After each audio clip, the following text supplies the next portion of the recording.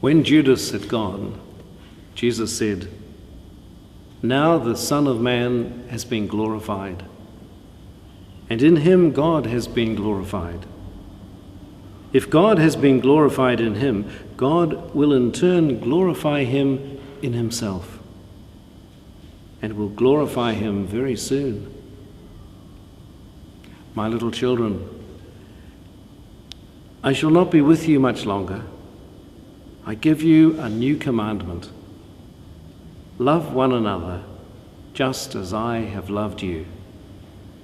You also must love one another. By this love you have for one another, everyone will know that you are my disciples." This reading reminds me of children going away, or my giving instructions, last-minute instructions, all the important things, often left to last.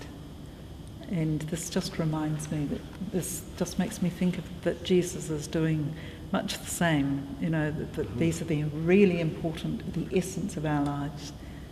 And he's just reminding them of how important. Yes, it's a very good image. You're rushing around trying to get everything organised, and suddenly you realise there's no more time. So and don't forget this, and don't forget, and you've got to do this. So yes, it's a good image, and he and yet there's a calmness in him. That's how I felt to read that, was that he was not panicking, he was not rushing, but he wanted to make sure that this last and most important message, this new commandment, was actually left with them, and they were absolutely certain what he meant by it. Yes, left in no doubt, and a message for them to take, and that is still relevant today to all of us. Because love one another was one of the basic commandments anyway. Love your neighbour as you love yourself. But he's made it very much personal to him. Look at my love, and that's the pattern. As I have loved you. So there's no getting away from the whole question of service, of going out of yourself, of sacrificing, because that was his love. Yes. And we see this too with Pope Francis. Many of the images that we see welcoming and spending time, particularly with disabled people and handicapped people who are in the crowd, held up for him to greet. Yeah. And I think he's showing us a wonderful example of loving all. Well, what I feel particularly sad about this reading is that it begins with the reminder that Judas is not there, and that he's separated himself, and he's kind of missed out on this wonderful gift.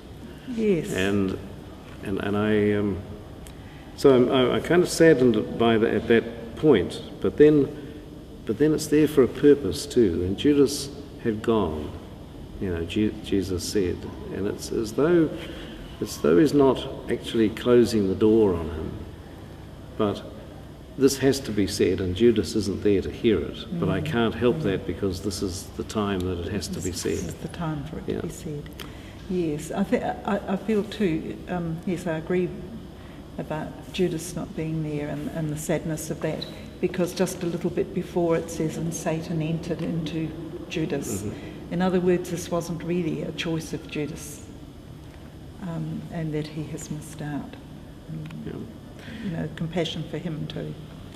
And the witness of it all, even like Judas may well have been given another chance through the witness of those who love. Because what Jesus is saying, my love is a forgiving love, and you must do that.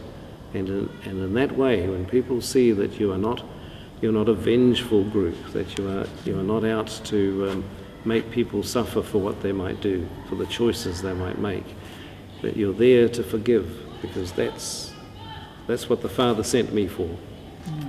So I send you.